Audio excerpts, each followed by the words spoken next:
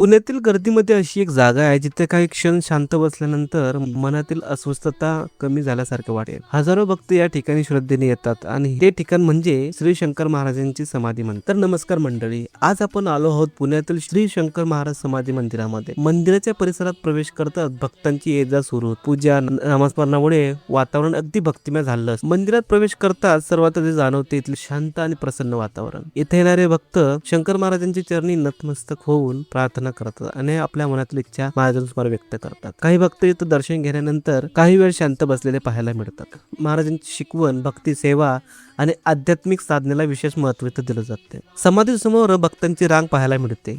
प्रत्येक जण आपल्या श्रद्धेनुसार दर्शन घेत.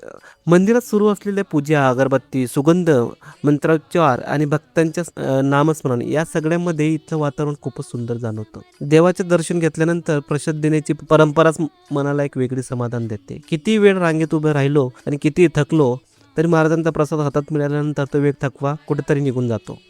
तर शंकर महाराजांचं दर्शन घेतल्यानंतर हा माझा खूपच मस्त अनुभव होता.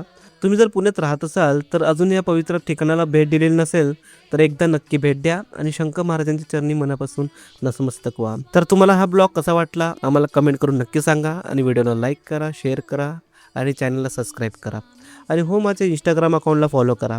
तर भेटूया वेगळ्या ठिकाणी. तोपर्यंत श्री स्वामी समर्थ.